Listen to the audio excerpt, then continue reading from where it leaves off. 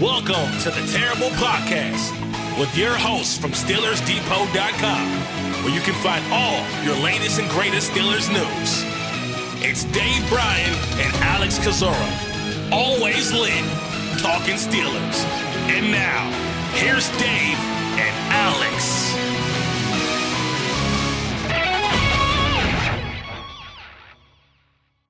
Welcome to the Terrible Podcast, Season 16, Episode 85. He's Dave Bryan. I'm Alex Kozora, SteelersDepot.com. Thanks for being back with us this Monday, Steelers Nation. Dave, just one more NFL game to play. That's going to be Super Bowl LX, Super Bowl 60 in Santa Clara between the Seattle Seahawks and New England Patriots. So that is finalized. Of course, we're still reacting to the news of the Mike McCarthy hire, which has not been made official by the team, but of course it's going to happen. That contract will be signed in short order. So, Dave, a lot going on in the football world, Pittsburgh and abroad. How you doing? All right. Happy Monday to you. I understand you got some snow shoveling to do up that way today.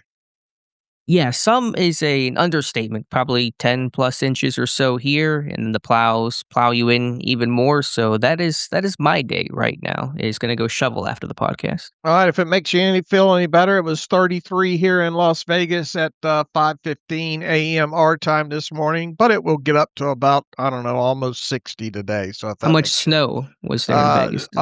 0.000. Then I do not feel better. All right. All right, Super Bowl 60 is set with the New England Patriots playing the Seattle Seahawks. A couple of entertaining games, kind of a tale of two different type of games.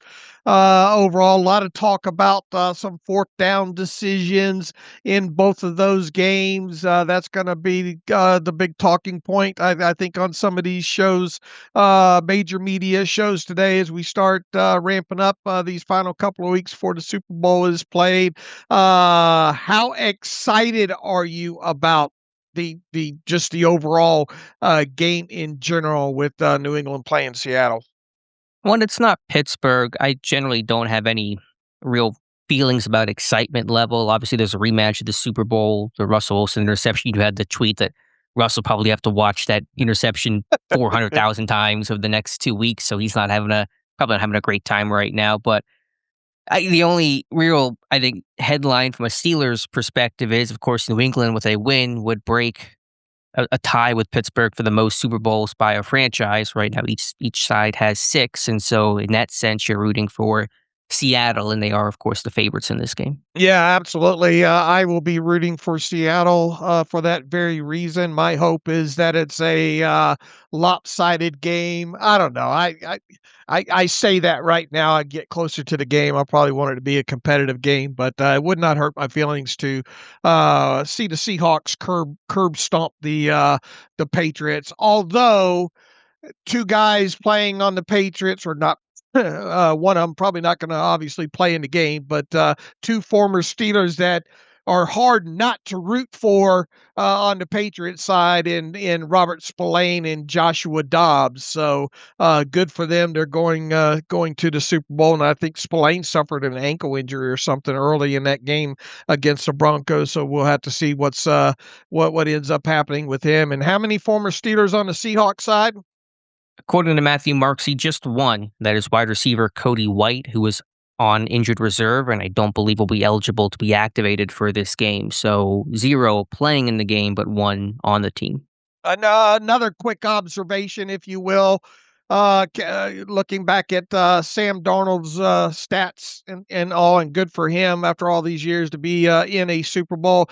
You know, he's only 28. He'll turn 29 another 100 days or so, 90 days, something like that.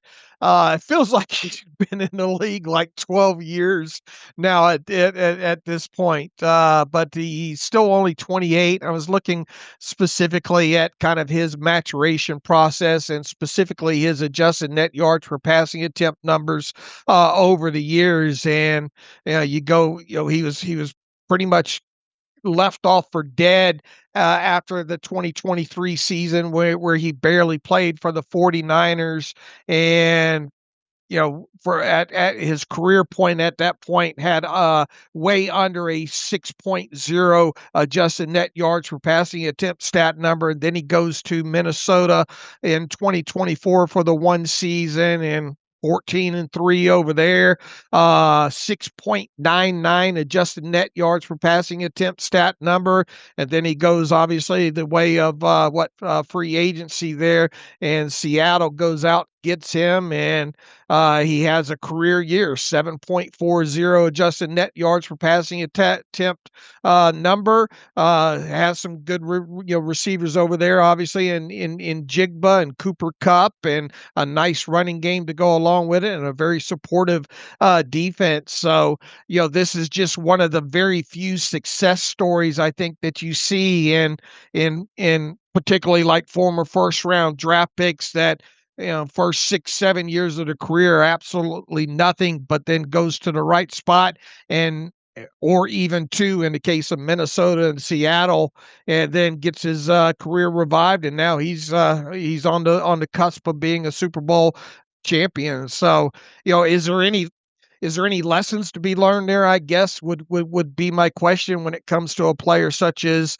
Sam Darnold? And is there any maybe specific quarterbacks around the league that kind of fit to potentially be the next Sam Darnold? And first one I think that jumped to my mind is Mac Jones over there with the 49ers. And we've talked a little bit about him over the last couple of weeks and all. And, the end of the year press conference with Shanahan and John Lynch, the posturing was great. They expect Mac Jones to be part of that team in 2026, and he's got 1 year left on their contract, and with them. But for the right price, could he be pried away for that one season for a team, i.e., potentially the Steelers, to get a good look at him? And is that worth a dart throw in and of itself, depending on what the cost is? Possibly. I'm open to the idea, as we talked about, I believe, last week before McCarthy hire. There's also going to be, we presume, a couple other former first-rounders available and likely on the move, in Kyler Murray and Tua. Not saying that I want those guys. I generally don't. But you talk about the Darnold and Baker Mayfield path of former first-round picks that found revived careers and second acts and better luck and better play, of course, elsewhere.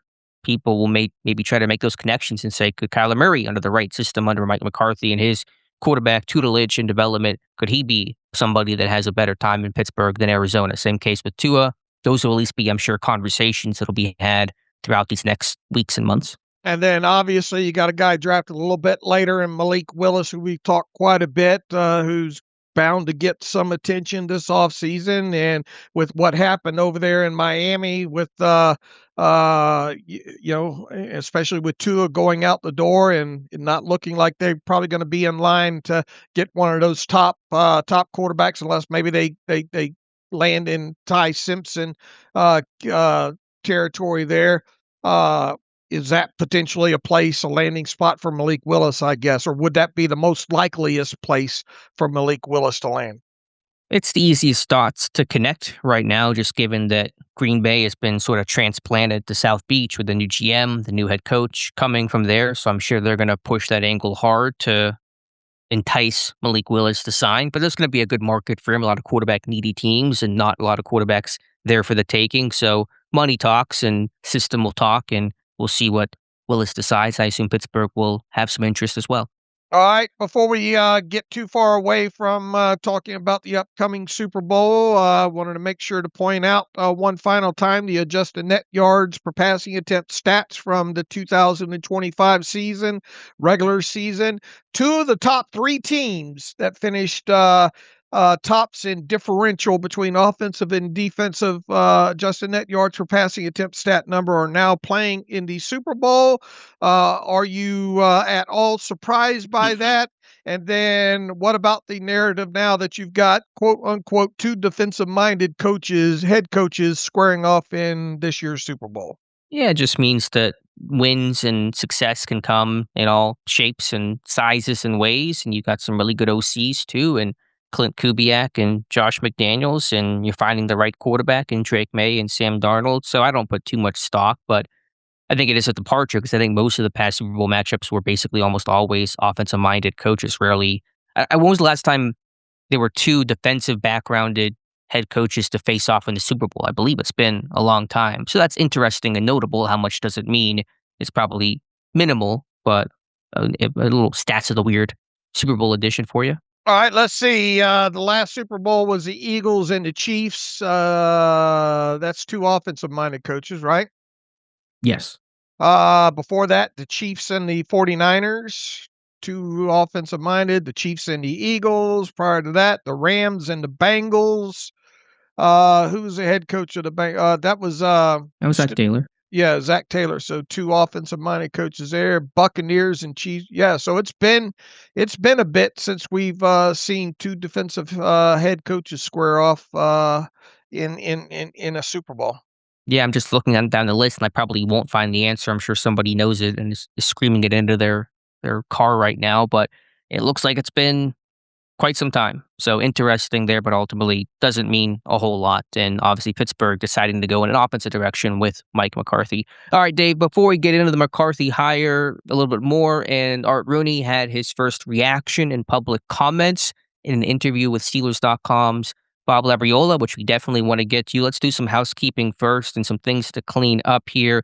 We didn't touch on this last week. This news is probably about a week old, but it is so minor. But TJ Watt will not participate in the Pro Bowl games coming up here this weekend. And so with an injury, so probably just does not want to have to make the trip. He's got his family, his baby at home, and so probably just a lot of reasons to stay home. So that's all good there. Pittsburgh continues to add to their offseason roster by bringing back tight end J.J. Galbraith, who was an undrafted free agent out of South Dakota in April. He was with the team in spring and summer and briefly on the practice squad, and then spent the year out of Pittsburgh. So he's going to come back now. Athletic move tight end. He's going to get stronger, work on his blocking, but he'll try to do a better job to stick a second time around. All right. The other kind of, I guess, related news, Arthur Smith has a new home. He does. It's not in the NFL. It is in the college ranks. It's at Ohio State. So this was kind of a curveball story where Arthur Smith will become the new OC for the Buckeyes. Don't know exactly the connections there and how that came to be, but Smith was in Columbus for the scouting trip last year for Will Howard and Trayvon Henderson and others. And so I imagine he made some friends down there and some connections and ties to help him land the job now. I know we have a lot of listeners who are Steeler fans and Ohio State fans. I wonder how they feel about that now. And then Brian Flores, I think, had or has an interview on tap. He does? Not Flores. Terrell Austin. Yes, Terrell Austin has an interview or had one with the Washington Commanders for their DC job. And so he's almost certain to exit. We'll see where he'll end up. The Commanders were, I think, 31st in takeaways last year, only ahead of the historically bad New York Jets. And so Austin's defenses, for all their problems, have always been ones that take the football away at a really high clip, including in 2025. So that would make some sense there. And of course, Dan Quinn, defensive minded, still kind of running the show. But Austin could be a candidate to replace Joe Witt Jr., who was fired by Quinn after the season. All right. Shall we get to what Art Rooney II had to say? Yeah, let's do it. So there's a long article on Steelers.com that was posted just before, I think, 4 o'clock yesterday, where Rooney spoke with Bob Labriola, really in-depth answers of why the hire was McCarthy, how that came to be, and essentially, according to Rooney, it came down to two thoughts. One, winning now, somebody who can lead Pittsburgh to a Super Bowl. Obviously, many will mock that comment, feeling like Pittsburgh is not close to a ring, but that's the approach, somebody that can win. And then two, and Rooney said, almost as importantly, someone who can find and develop a quarterback, which is no surprise. That is McCarthy's claim to fame, what he's known for, the offensive background, the quarterback background. We heard that one of his pitches to the team in the interview process in that Wednesday meeting was all the work he's done with quarterbacks, beginning with Joe Montana, and then going through all the names we rattled off on the Saturday show, Jake Delhomme to Aaron Brooks to Alex Smith, Aaron Rodgers, Brett Favre, Dak Prescott, etc. And so that was a big sticking point. Pretty clear Pittsburgh had that top of mind in their search, which is certainly valid. Who can find the quarterback, who can develop the quarterback, and who can really push this franchise forward? The calculation obviously being that Mike McCarthy was the man for the job. And there's no two ways about it that regardless of whatever head coach that this team ended up hiring this time, the big talk was going to be got to get the quarterback problem for the future solved and solved as quickly as possible. Let's parse out some of these quotes here. Sure. He is someone who has a longer track record than many of the other candidates, a winning track record. He's been a winner everywhere he's been. Probably just as important for our purposes, the quarterbacks that he's worked with have all been very successful. So he has a proven track record of developing top flight quarterbacks. Those are the things that maybe stick out the most. And then he goes on to say, we decided to bring Mike on because we believe that he's the right coach for us at this point to help lead us to a championship. We don't, now here's when we get into the quarterback end of it. We don't know what Aaron's plans are right now, and that did not weigh heavily in the decision. We'll see where Aaron is, and we've left the door open, but obviously we all have to sit down and see if that makes sense. So that'll happen sometime in the next month or so, but the decision was made based on Mike being the coach we want, and it really had very little to do with with whether Aaron is going to be back or not. What do you make of all that? I mean, basically, as it says, that the focus is not just on Aaron Rodgers, and I believe that to be true. This hire was not made just to try to maybe get Aaron Rodgers back for one more season. There's a longer term vision for this. I don't think Pittsburgh is so short sighted that they will be focused on just 2026. So they want somebody that can bring a quarterback for the future. Now, did the Rodgers factor have any sort of impact on the decision? It sounds like maybe to a degree. If you listed 10 reasons of why Mike McCarthy was the guy, that might be reason 9 or 10, for example. But obviously, the focus is on a longer-term quarterback to find the next Aaron Rodgers as opposed to bringing back the current Aaron Rodgers. All right. Rooney also told Bob Labriola, we wound up bringing in 3 guys for in-person interviews, Brian Flores, Mike McCarthy, and Anthony Weaver. And then we sat down and talked about whether we had our man or if we wanted to bring in more people for in-person interviews. We decided that Mike was the man for the job, and so we went ahead and offered him the job on Saturday. It was a quick process. Doesn't mean it does not mean it's the incorrect process, but it does mean it was a very quick process. I have an article up on the site this morning just to kind of do some math and some background on it. Here's how long it took: a number of days to hire each of the past 3 head coaches. Chuck Noll, 43 days. Bill Cowher, 27 days. Mike Tomlin, 18 days. And Mike McCarthy, 12 days. So that's the quickest search in 60 years. Now, in fairness, the search has been getting quicker every single time, and virtual interviews and just the NFL being a faster moving machine than it was 20, 50 years ago is important to note, but it is a very quick search. Pittsburgh, I still think, could have and should have waited to have interviews with Chris Shula and or Nate Scheelhaus to get all the information in. But I think if you look at this search in hindsight, it's very clear the direction Pittsburgh wanted to go. They wanted that offensive mind. They wanted a quarterback, and I still contend. And I don't know if I mentioned this on the Saturday breaking news podcast or not. 2 hours after Pittsburgh announced they had done their interview with Mike McCarthy, the news of Brian Flores signing his contract extension with Minnesota to return as DC was announced. And now that still allowed Flores to potentially become Pittsburgh's head coach, but I don't see those two things as coincidence, where Flores interviews Tuesday, McCarthy interviews Wednesday, and then 2 hours after the McCarthy news is officially announced, Flores finds his fallback plan and inks that contract with Minnesota. I think he pretty much knew, probably got word that they're going to go with McCarthy. They want an offensive mind, a quarterback mind, and he was going to be the guy.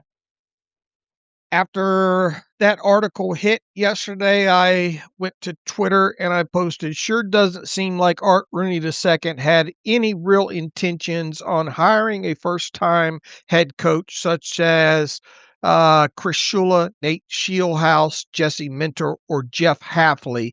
Then I quote tweeted myself a short time later and I wrote, "Seems Art Rooney II really wanted to just interview Mike McCarthy and two Rooney Rule satisfiers in Brian Flores and Anthony Weaver, with the rest being virtual fluff. Seems like this one was McCarthy's job the moment that Mike Tomlin stepped down." Do you agree or disagree with that?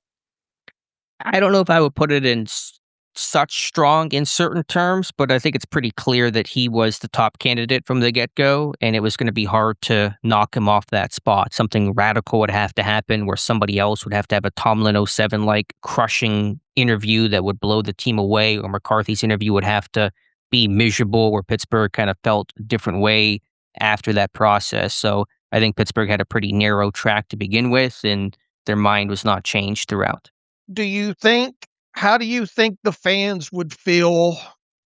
They wouldn't probably feel much better, but look, Mike McCarthy wanted this job, right? Can we establish that? Sure, 100%. All right.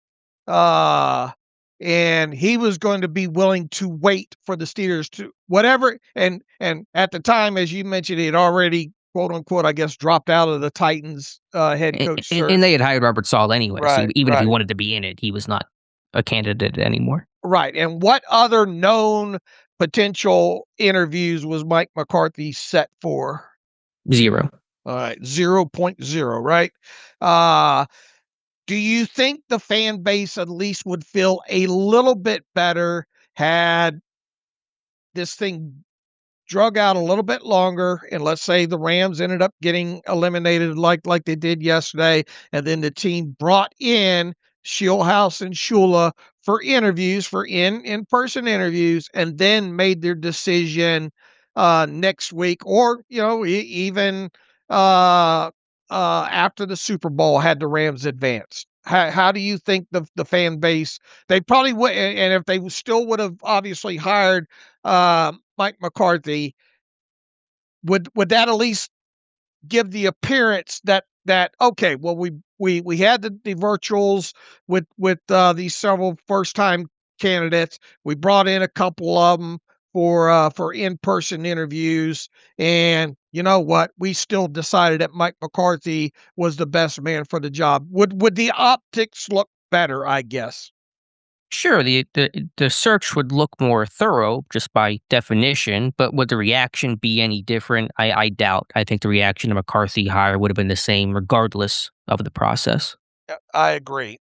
But But you also didn't have to wait, just because you didn't have to wait till after Super Bowl to interview those guys. You could, even if the Rams had won, you could have interviewed and made a decision by Wednesday, Thursday or so, right, to that's hire correct. McCarthy. So Right. this thing could have been. You only had to wait a couple days to really kind of finish out the search. But they thought McCarthy was the guy, and if he's the guy, then they're going to make the hire. And then there was obviously a lot of hollering for Kubiak with Seattle too. So at this point, that would have been the one that they would have had to wait Hmm. until after the Super Bowl. So let's suppose that they had waited, went ahead and this next week brought in Shula and Shieldhouse, and then after the Super Bowl, at least brought in Kubiak. Uh, how much better would the fan base have felt? Again, I think the reaction is going to be pretty similar, and maybe almost in some ways worse, because then it was like you talked to those guys, you still didn't want to hire them. What the heck? You waited all this time and then just still landed on McCarthy, the kind of de facto Pittsburgh kid candidate. So I don't know. Again, the reaction would have been, I think, very similar regardless of process. But the perception, this was kind of a rushed shoehorn kind of process, which is how it looks, at least on paper, with how quick everything got done, would have been lessened had they, of course, taken more time and interviewed more candidates. All right. What about his comments about Will Howard? Yeah, well, let's read the comments from this is from Rooney, of course, talking about what McCarthy thought. So it's not from McCarthy directly, but Rooney says, quote, he likes Will Howard, thinks Will has tremendous upside and is looking forward to working with him. Obviously feels like Mason can be a contributor. We'll have to sit down and discuss where Aaron is. And that goes back to just the Rodgers discussion there. So, it's no surprise. I'm sure every single candidate spoke highly of Will Howard and the talent. You probably don't come into the interview and says this guy's terrible, he's trash. Let's move on from him. But Howard still kind of fits the McCarthy mold as these kind of big pocket passer types, and so I can certainly see the allure of why McCarthy might have interest in Will Howard. Yeah, I agree, and it will be interesting to see his initial when McCarthy finally has this presser, which we don't know exactly when that's going to be yet. You would think it maybe be Monday or Tuesday, but we'll obviously see with the Senior Bowl getting underway this week here.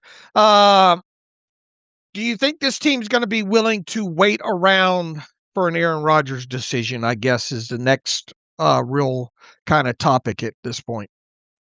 Well, it depends how long that wait is. Are we going to do a 3-month dance where he wants to skip out on some of the voluntary OTAs and take a lot of time? It's hard to see them waiting another 3 months without making other quarterback moves. If it's going to be a shorter process of a couple of weeks, before free agency begins, well in advance of that, then they're probably a lot more willing for that. Obviously, with McCarthy, it might offer some more grace and patience to let Rodgers play this thing out, but it's hard to see this team wait another 3 months unless they just don't make any moves at quarterback or anything significant, and then they're sitting there in June with Rudolph and Will Howard and maybe some low-level vet or mid to late round draft pick, and then Rodgers says, "Yeah, I wanna play," and they say, "Well, we'll just add you to the room because nothing else is really set in stone in place." So, maybe that's a scenario, but I it's hard to see them waiting another 3 months. All right, and look, if they wanted to go after Mac Jones, logic would tell you that that would have to happen before the draft, right? Because San Sure. Francisco would probably want a draft pick in this year's draft. So we're talking about the end of April, right? When it comes to that. Now, Malik Willis and free agency, you got to figure that's going to be put to bed where Malik Willis will play in 2026 prior to the draft, correct? Yeah, those things will all be set in stone. Willis should know by first day of free agency officially with the tampering period. You'll basically know where that guy's at by the time the new league year officially opens up. And Mac Jones, I imagine, like you said, will be decided pre-draft. All right. And then obviously the draft itself, if this team decided to draft a quarterback in the first couple of rounds, that will be decided by the end of April. Yeah, of course, of course. I thought what is also was interesting from the article that Labriola wrote, and it's not often this is even kind of referenced or mentioned anything sort of negative, but he says, Labriola writes that admittedly the reaction to McCarthy's hire has been negative, and it sounds like at some point in that conversation, Labriola asked Rooney about kind of maybe the icy reception that had been given so far, and Rooney says, quote, we're really not worried about winning the initial press conference. It's about picking the coach we believe will help us win games, and social media really does not enter into it. And none of that will matter once we're starting to play games. The message to our fans is we're very excited. We think we have a coach who is well equipped to lead us into the next winning phase of Steelers football, and that's what it's all about. I think they're going to love Coach Mike. And if they win and if they're successful, then this initial reaction certainly will change and largely be forgotten. That is how these things are all judged based on results. But interesting that even the team is acknowledging this was not a popular decision in the minds of the fan base. All right. Now, and this is less about people, Yinzers not liking Mike McCarthy, right? I think it is very much partly about this fan base not liking Mike McCarthy. I mean, they like him as a person and all like that. They just wanted something else. They wanted a different flavor. Well, no, I mean, well, yes, they wanted somebody younger and fresher faced, and Shula, names like that. But they also have skepticism about McCarthy as a coach. They view he's too old. They view that he can't get over the hump. They view it's more of the same. So it's an indictment, I think, on McCarthy himself and also the team feeling still stuck and old and not going anywhere meaningful. So I think it's very much both. All right. Any other kind of takeaways from what Art Rooney II had to say? I mean, the big takeaway is that this is very quarterback centric, very quarterback focused, and obviously Pittsburgh has to get that right. They've not gotten that right in a long time, and so they trust McCarthy can be that guy. And even though, as I wrote about this morning, McCarthy may coach for only 5, 7, 10 years, probably maximum, the impact that he could have if you find that quarterback can be even longer lasting. If you find that franchise quarterback and he's in place and he plays for 15 years plus 20 years or so, then McCarthy's impact could be longer than his actual tenure. And that, I think, is Pittsburgh's calculation that, yes, he's not going to coach as long as Chuck Noll and Bill Cowher and Mike Tomlin, but the impact, the residual, may be as long as those guys had in Pittsburgh.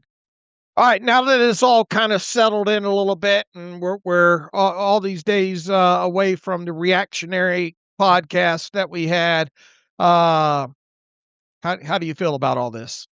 I mean, we're only 2 days away from it. It feels like a week ago because of the way just everything moves so crazy. So I'm still very much in reactionary mode.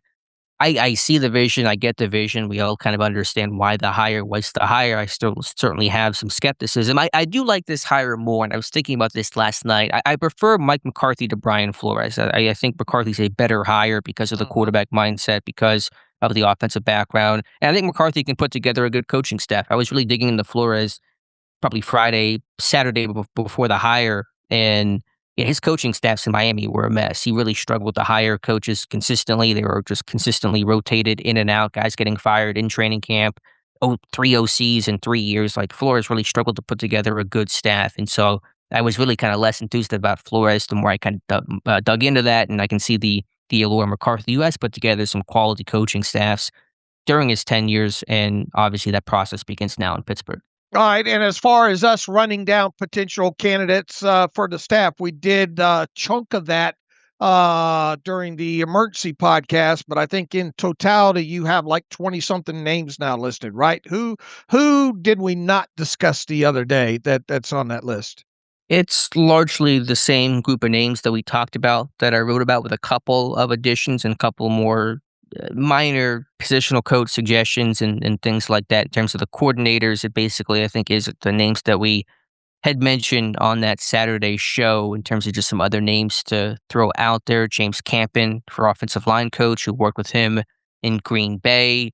When it comes to D coordinator, I think all the names were the same there. D-line coach, Sherry Floyd, who's the assistant D-line coach in Washington right now. And then I'll call my shot on one. I'll say that Ryan Stewart is going to become the new special teams coordinator. He's the assistant special teams coach in Tennessee right now. He worked with McCarthy in 2023, I think it was, in Dallas, and they've had some really good return units there with Turpin.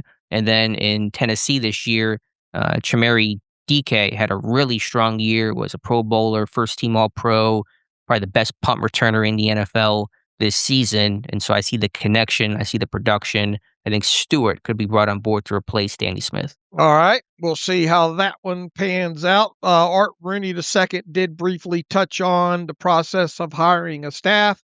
He says McCarthy is in the process right now of trying to hire a staff. It's not an easy task because some of the people he'd like to hire are under contract to other teams, and so we've got to get permission to talk to them. But just in general, the people he had targeted for key positions, offensive coordinator, defensive coordinator, offensive line coach, and those kind of things, we were very comfortable with the discussions around that. Any shots to call maybe within that quote?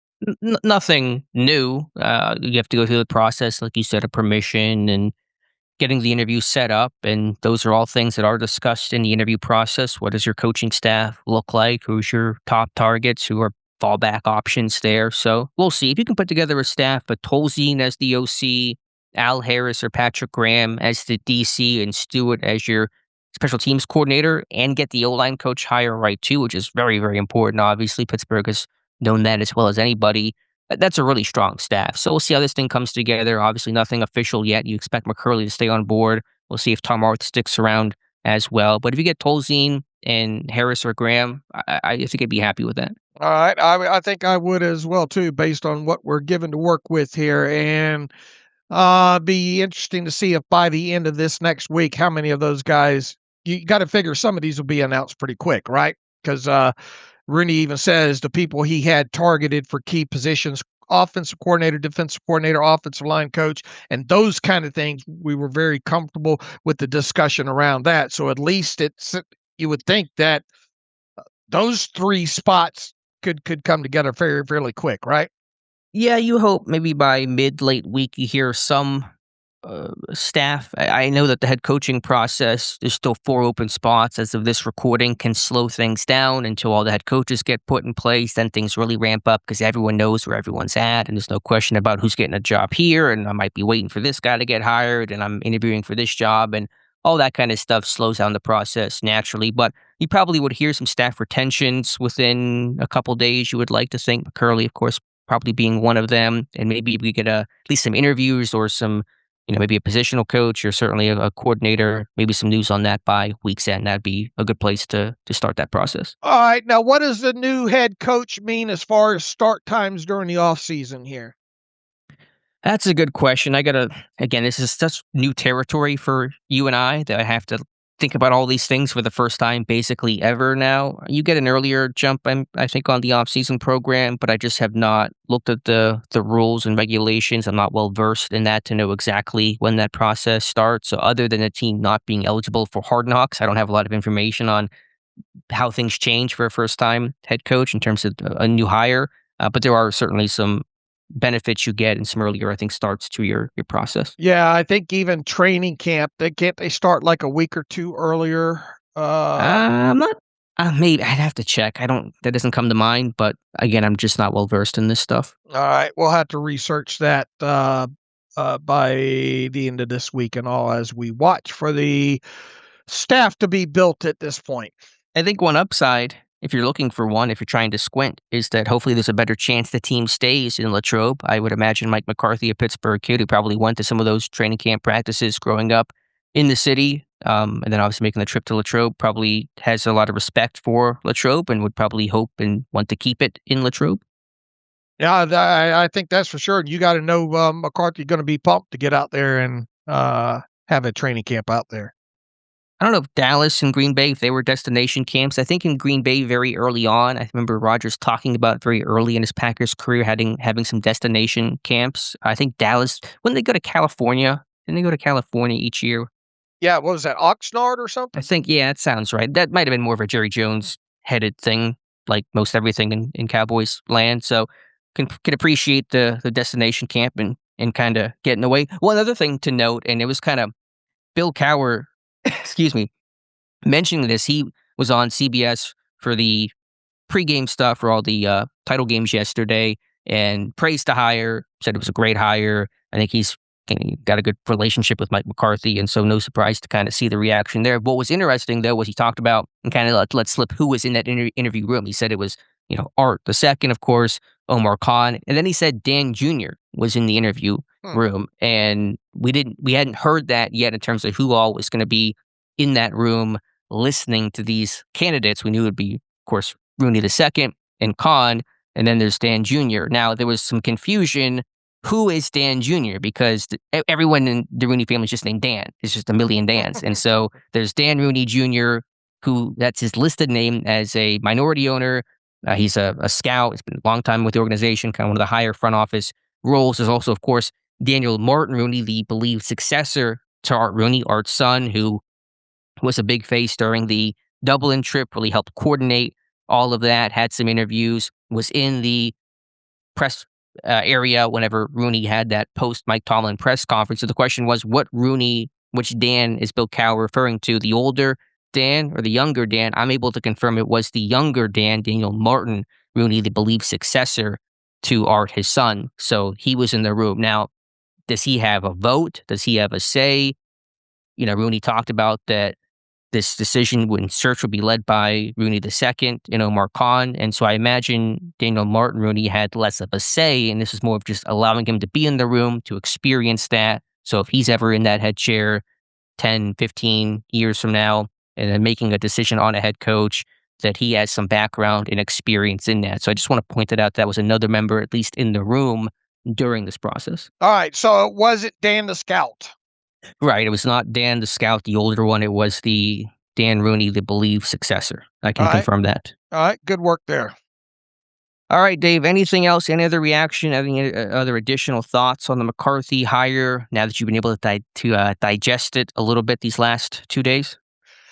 My biggest fear is that they're going to roll back with Aaron Rodgers, and or this Aaron Rodgers thing's going to carry on for a couple of weeks while they kind of await his decision. Well, if it carries on a couple of weeks, so be happy about that. I'm worried about months. I'm waiting for Yeah, this thing to be months-long saga, which hopefully it won't get to, but that is certainly a possibility. right. Several weeks, I should say, is my big concern. Hopefully, they get some finality of that, so we're not writing every other week about or every other day about is Aaron Rodgers going to be a part of this team? That's my first concern, and then Okay.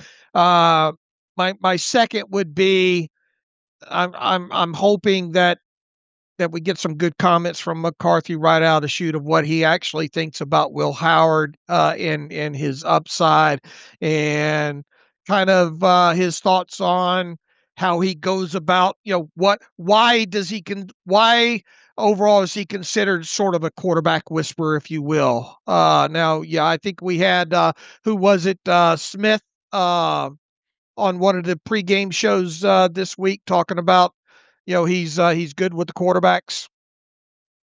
Alex Smith you're talking Yeah. about. Yeah, I mean, yeah, well, he was coached by McCarthy his rookie year in 2005 in San Francisco. So, yeah, anyone who's played for McCarthy, any quarterback has talked about this is the guy to learn from. There's really no question about what McCarthy's reputation is when it comes to developing quarterbacks. All right. What else would you like McCarthy to talk about during the introductory press conference?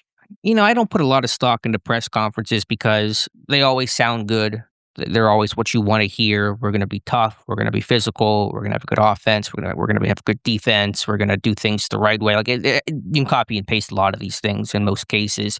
I'm sure he'll speak very highly of Will Howard because that's what the reporting indicates. And you're not going to sit there and trash your one of your quarterbacks in your opening press conference. So the question is going to be less about what he says and what they do or don't do in terms of do they go and try to reunite with Aaron Rodgers. If so, then obviously that will limit Howard's ability to get on the field in a regular season game.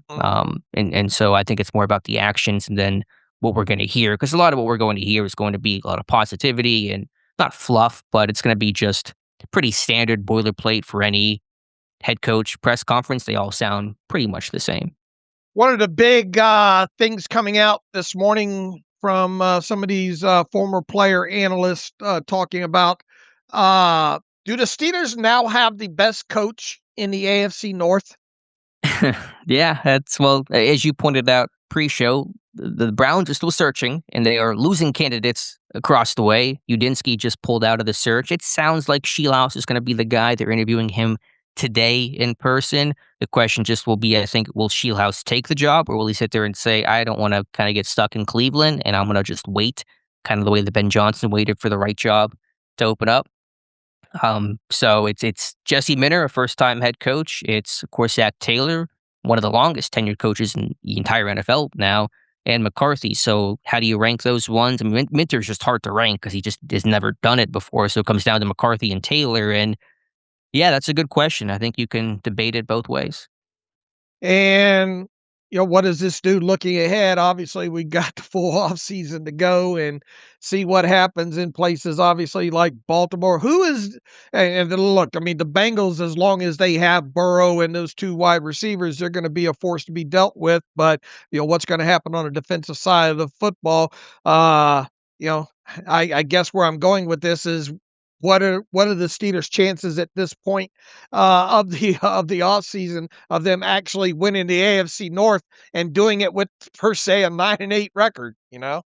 Yeah, that's all stuff to think about down the road. A lot of pieces to have to get put in place, not just with the Steelers, but the entire division. I mean, who is the better coach in your mind, Mike McCarthy or Zach Taylor? I think I would go with McCarthy being a better coach than Zach Taylor. I think I would. I mean, just look at his track record, and now look, he has some good quarterbacks that he's dealt with. Here's the other thought here rolls back to the quarterback position. Obviously, can this team make hay in the next 2 years and find a quarterback they can roll forward with and then not and essentially stop this merry-go-round of looking at this former first round pick or whatnot, and in other words, just end this cycle of the Mitch Trubisky's, the Russell Wilsons, the Justin Fields, the Aaron Rodgers type situation. Hmm. The onus, and it was going to be this way regardless of if this head coach was McCarthy or not. This team has got to get this quarterback position solved and solved fast. We see how quickly that New England was able to turn things around, albeit they went through a couple of low win seasons. But then you look at a situation that like you have with the Seahawks, and they never completely bottomed out, did they? What was the worst year before McDonald came in? I think there was a pretty tough year that they had. Like a 9-8, wasn't it, or something around those lines? What has the Seahawks record been? Yeah, and Carroll's last year was 9-8. They were 7-10 in 2021 to 9-8, 9-8. So you're right, they never really truly. I mean, 2021 was a pretty tough year. They were fourth in the division, but they never really bottomed out the way that the Patriots, bottomed out. And then not just the quarterback position. The quarterback needs some people to throw to as well too. And one of the this team's got to beef up this wide receiver group, right? Starting And they now. will. Yeah, the offense McCarthy runs lends itself to being a lot more open, a lot more pass happy. Again, I got to dig into some of the philosophy that's kind of on my agenda, but certainly compared to Arthur Smith, it's a pretty much radical difference. More 11 personnel, getting all receivers involved, getting your playmakers to football. That's going to be the focus of this offense. Yeah, if all that Mike McCarthy does is find that quarterback of the future, then in many ways, Dave, he's done his job. That's why he was brought in. It was a primary motivation and reason. And obviously, you bring in a quarterback, you're probably going to win some games along the way too. But even if there are some rough years in 2026, if you can find that guy in 2027, and even if 27 is a tougher year, as that guy gets developed and kind of works through his early career growing pains, even if you have those experiences, if you can find that guy that becomes your franchise quarterback for the next 15 plus years, then McCarthy has done exactly what he was brought here to accomplish. Right. So, in other words, and you put this eloquently, I think, in a post this morning, even though he's not expected to coach as long as his three predecessors, he could impact this organization just as long, if not longer, if he can get this quarterback position solved quickly, and solved adequately. Exactly. If he coaches for, say, just 7 years and a quarterback he finds in 2027 is in Pittsburgh for the next 15, then McCarthy's impact is as lengthy as Tomlin and Cowher, despite not being in Pittsburgh nearly as long, obviously. So that's the goal here. Now, of course, doing that is still difficult. It's, there is not really a true example of McCarthy drafting a quarterback and developing him from the ground up. He inherited Aaron Rodgers, granted a young Aaron Rodgers, but didn't draft him. In many ways, the reporting was he liked Alex Smith over Aaron Rodgers, which was a misevaluation. He inherited Dak Prescott. He inherited Brett Favre. He inherited Montana and Delhomme and Gannon and Bono and all the names that you could mention. So there is not an exact one-to-one situation that compares to what Pittsburgh is dealing with now. But again, I think McCarthy's track record in totality, you have to say it's been very good for quarterbacks. Quarterbacks get better when they work with him. And so I think it's still fair to say that McCarthy is capable of finding that next quarterback and developing him, even if he's not had to do so quite in the way he'll have to do so in Pittsburgh. All right. Agreed. Any other final thoughts here, Dave? Kind of a shorter show probably today, but we, of course, recapped or broke the news on Saturday, so a little less to talk about. And just waiting for that press conference, which may not come until, I don't even know, late this week, maybe early next week, because it's not going to be today, it sure sounds like. And you're getting ready for Senior Bowl here soon, so maybe next Monday. We'll have to see. We're waiting for word from the PR department to see what happens there. But other than that, I think we've hit on most of everything we need to hit on, haven't we? I believe so. So before we get to some reader emails, let's hear from our friends over at MyBookie. Of course, just one football game to be played, but an exciting weekend slate of action and still a lot else happening in the sports world. So Dave, take it away. All right, Alex, the Super Bowl is finally here. Well, not technically. You got to wait a couple of weeks for it. And MyBookie is where you turn bets into bankroll. Everybody's watching. Everybody's got to take. And this is the one game where the props matter just as much as the score. That's why we use MyBookie at mybookie.ag, and you should as well. Their Super Bowl prop board is deep and fun to play. It's the same reason they get talked about on Jimmy Kimmel Live every year when the game rolls around. If there was ever a time to get in, it's right now. One account, one wallet. You can bet the spread, live bet the second half, hit the casino during commercials. It's all live in one place. Go to mybookie.ag right now. Use our promo code TERRIBLE. That's terrible at sign up, and you get your first bet covered up to $500. If that bet doesn't hit, all you need to do is use your bet back bonus token and run it back again.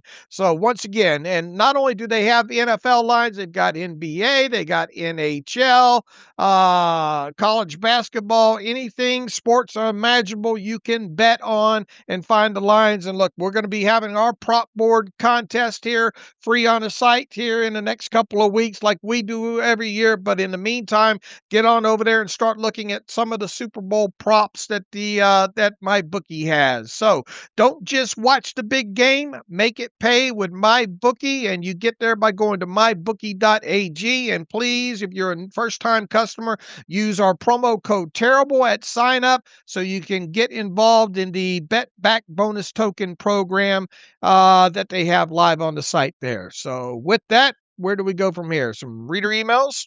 Let's get to some emails and close out today's show. All right. As you can imagine, we're going to have a lot of them regarding the Mike McCarthy news in here, and probably a few about the Jalen Ramsey question that we threw out the other day as well, too. Let's go down a little ways here.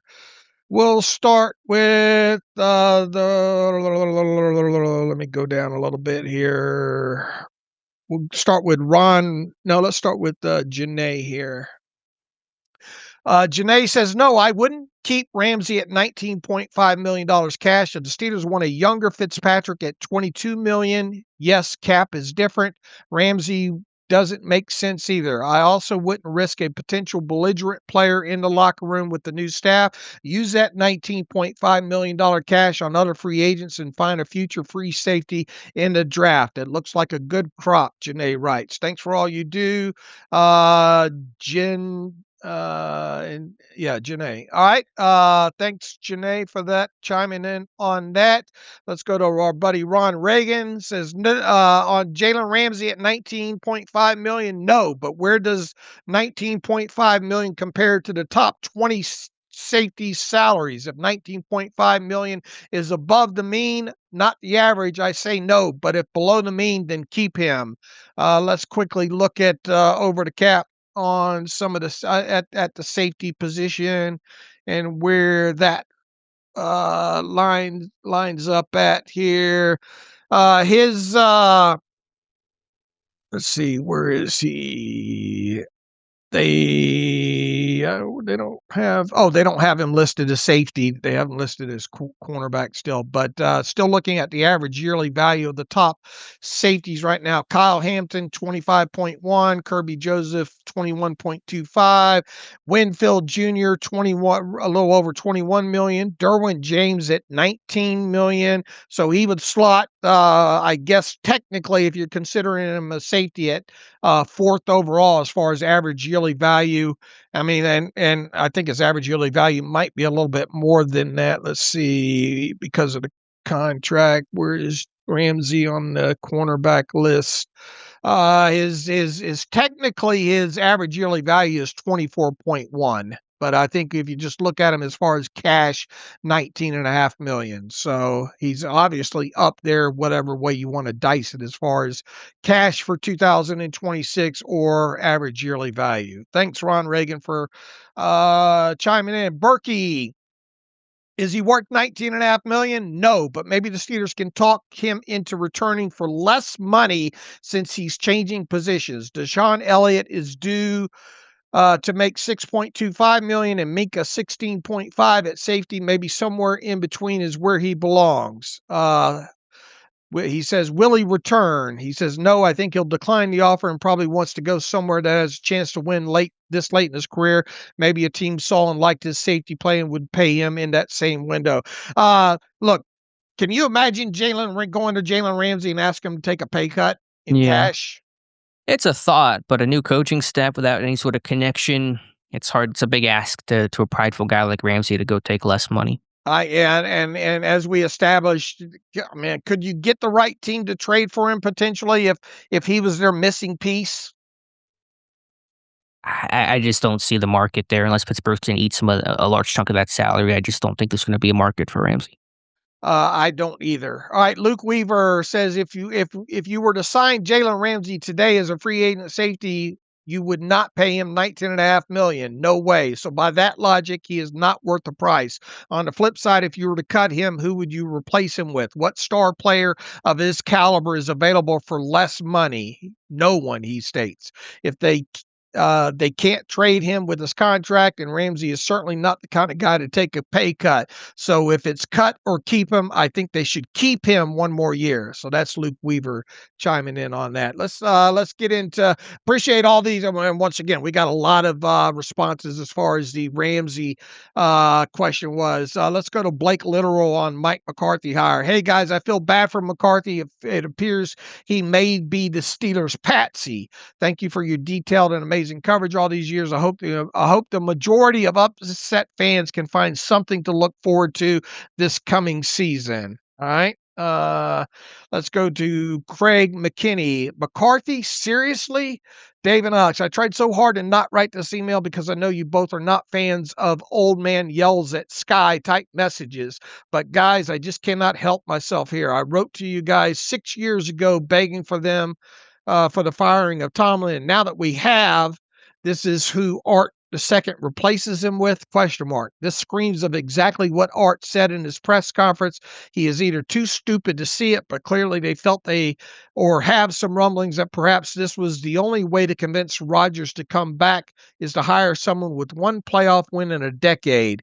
We need youth. We need change. We need someone to finally get us out of the quarterback purgatory. No offense to Rodgers. He did a fine job, but all this does is continue to 10-7 seasons and bounce in the playoffs. Retread hires rarely work, he writes. Pete Carroll in Oakland, Mike McCarthy, Dallas, Raheem Morris, Atlanta.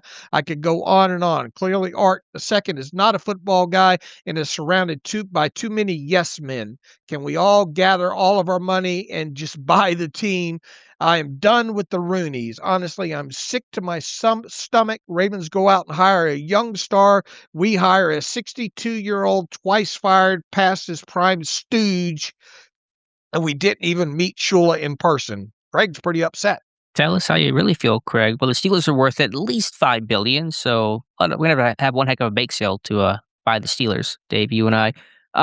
Couple of fish fries, couple of bake sales. We're on our way. I had a thought. I always keep losing my thoughts here mid-show. But trying to think, there was a comment the reader made somewhere in the middle of the email that had a response from me there, and I just lost it. But instead, let me just mention one other just potential coaching hire name that I should have mentioned when you asked me earlier.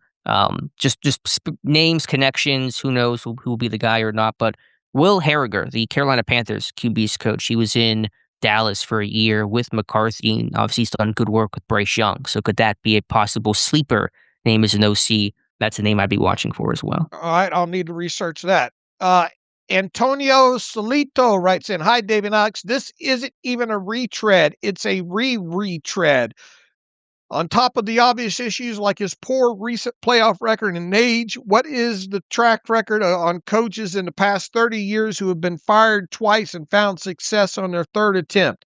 Is there any? He says, I hope reporters ask him about his lying about watching film during the Cowboys interview. Love the pod. Keep going. Now, technically, he wasn't fired by Dallas, right? It was His they couldn't work expired. they couldn't work out a contract, right? But I mean, I get what he's saying. It's de facto. Right. You don't got to go home, but you can't stay here, kind of a thing.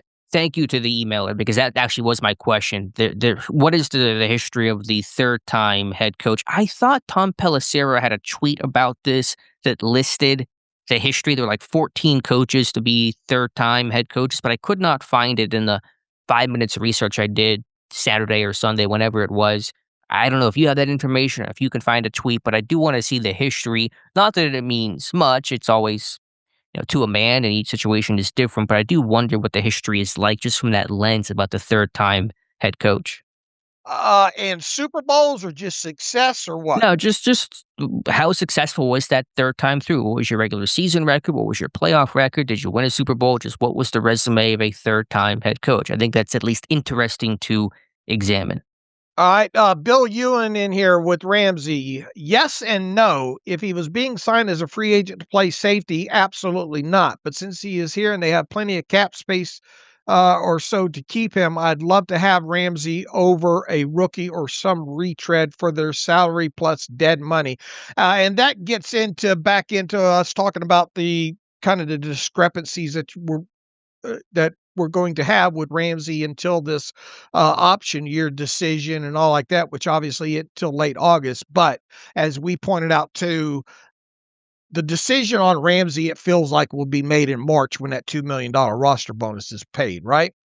Right, your coaching staff is in place. You're charting out your free agency plan. Your draft plan has a good start, pretty close to the end, to be honest, at that point in March. You have your evaluation of the roster. You probably talked to all these guys or a lot of these guys. So decision will come by then on Ramsey for sure. What's your gut with now that McCarthy's the guy? Well, And or does DC is it not in place. right? DC, because obviously McCarthy has an offensive background, so the DC, what that scheme, what that system is going to really matter a lot here. So I really haven't changed my feeling because until the DC's there, it's hard to really give you a straight answer. I'll still remain at the 6 that I was last Okay. episode in terms of him staying, but again, DC hire's got to be known. All right, Rob Enos on third time's the charm with Ramsey/quarterback. Yes to Ramsey. Don't let good players go unless a sure better replacement is available. Play him at safety with spot time at slot corner as needed against big slot receivers. He says at quarterback, Omar should try to trade for Tanner McKee. McKee. This is the Steelers' best option at quarterback. What do you think that trade would look like? My guess is a first and a fourth this year. Woo. Whoa, Oh, no. whoa. No, not Tanner a first. McKee. No. I mean, there's been some buzz and some trade rumors on him, and quarterbacks can be a little more in demand, and obviously the value can reflect that. But a first, no, there's no way to be a first. No. Maybe a day 2 pick, even that feels rich to me in terms of what I would give up for it. I'd be more interested in Matt Jones.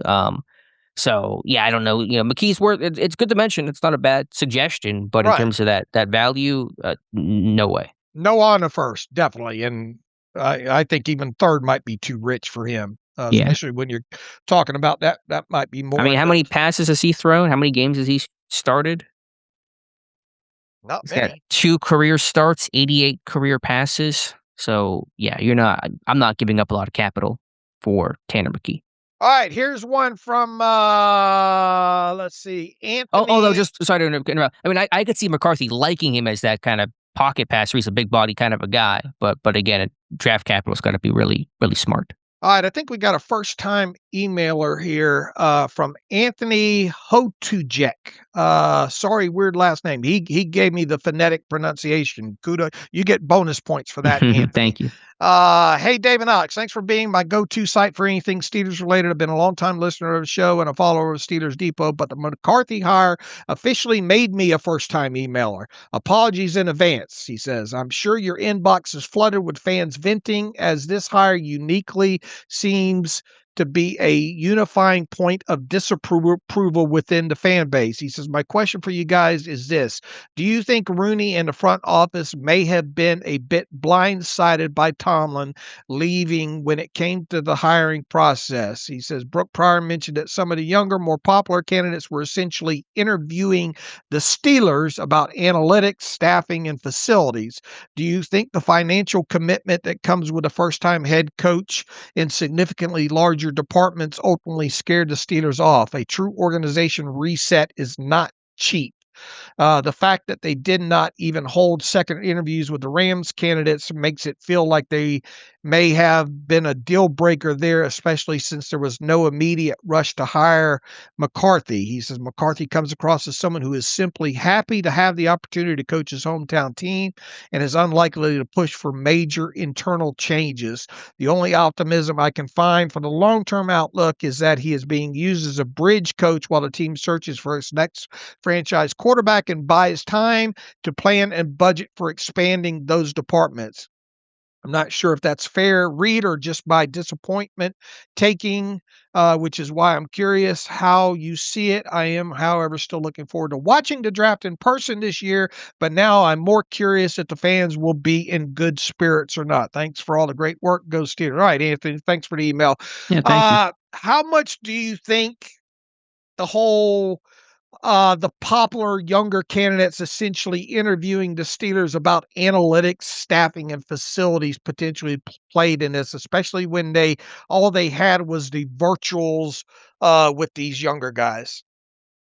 Yeah, it's hard to say. Obviously, Pittsburgh has been pretty much at the back of the pack when it comes to analytics, at least based on all that we can observe from the outside or kind of 30,000-foot view.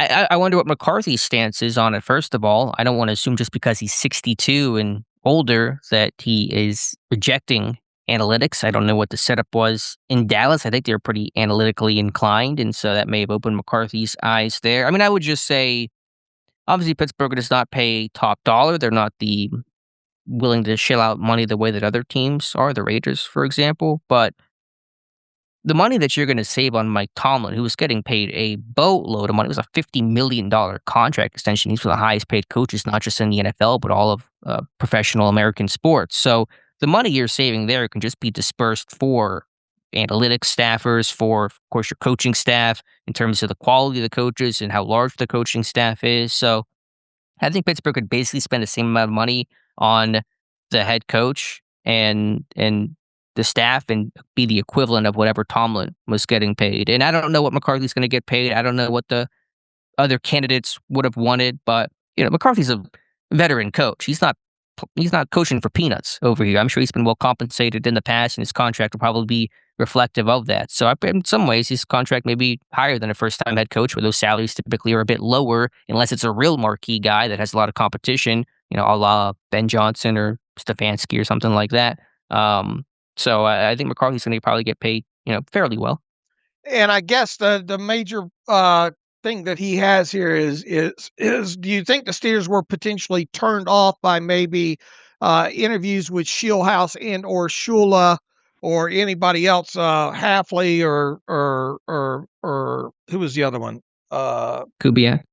No, the Kubiak, yeah, of saying, "Look, I'm going to want to bring in, an extra large coaching staff, and man, you guys really need to upgrade the facilities." Do you think that came into play of any of these guys not getting in person interviews?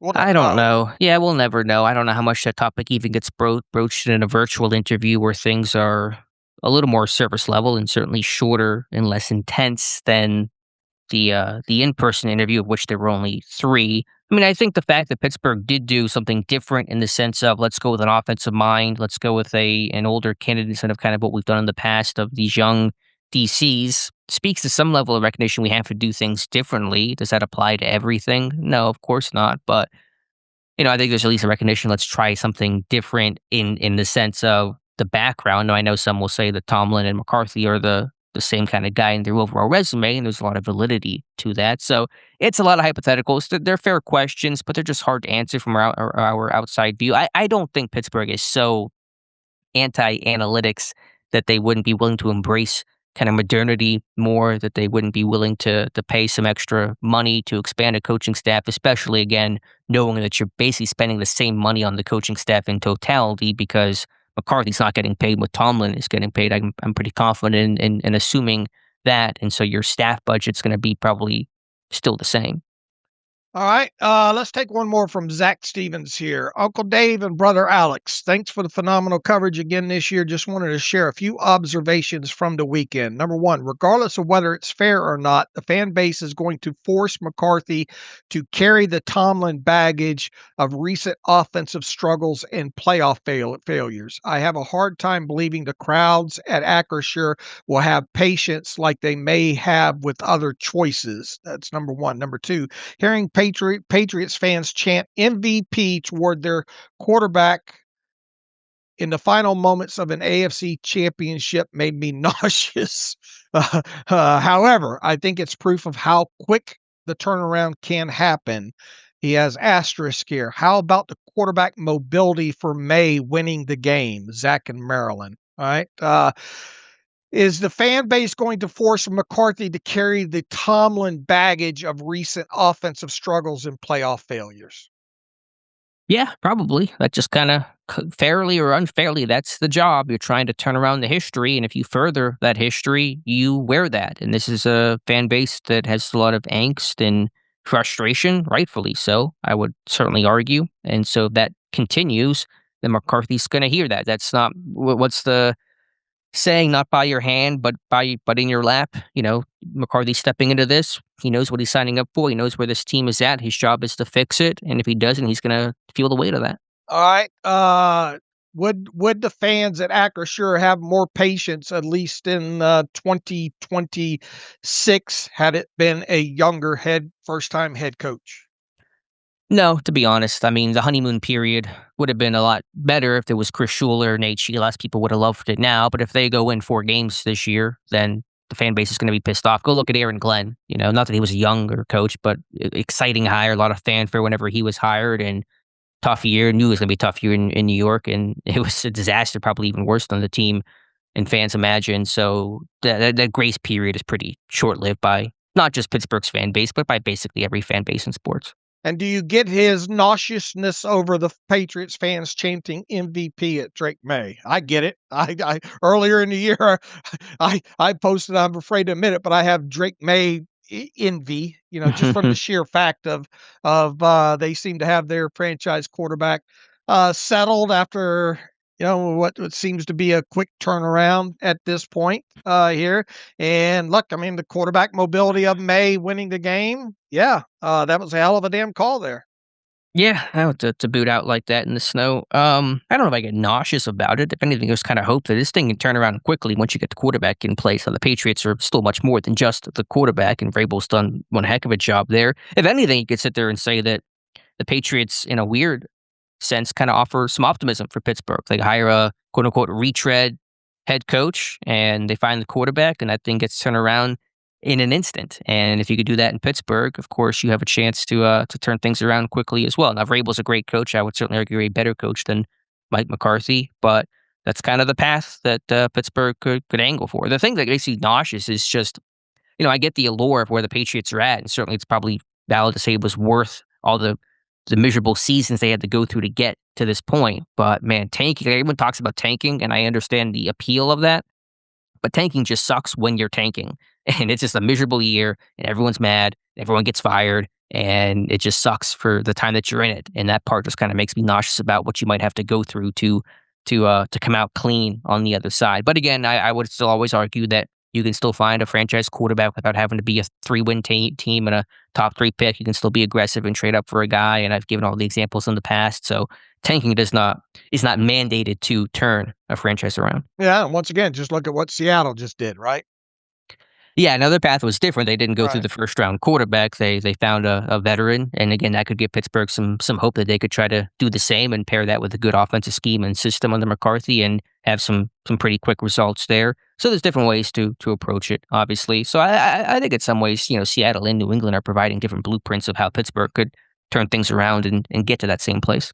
All right, I lied. Let's take one more because it's short from Andy Manley. Good evening, guys. Thanks for all you do. Whether I think the hire is good or bad, it doesn't really matter. He says, my question is when will you guys be dissecting Mike McCarthy, offensive mentality and schematics? Look forward to your answers. Yeah, I mean, look, that's obviously up next. I mean, we know enough about Mike McCarthy over time here. Predominantly 11 personnel guy, although if you go back a couple of years ago, when did I pull this up? Let me pull up. He had a couple of years ago in Dallas. He had used a little bit heavier, I believe, 12 personnel groupings. What was his second to last year in Dallas? Would have been 2023. Was that a year that Prescott was hurt, though? It may have been. Let's see. No, he was healthy all 2023. That was his best year. All right, I'm pulling up personnel types. In 2023 with the Cowboys, 11 personnel, he used 61% of the time. Percentage ranked usage league wide was 22nd in the NFL. He used 12 personnel 15% of the time, which was 25 rank in the NFL. Let's go back to 2022. Was that the year Prescott was hurt?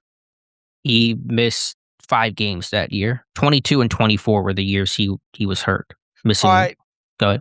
In 2022, he used 11 personnel, 63% of the time, which ranked him 18th overall in the league. And 12 personnel, he used 22% of the time, which ranked him 11th in the league. He actually used 13 personnel 7% of the time, which ranked him 7th in the NFL overall with that usage. In 2021,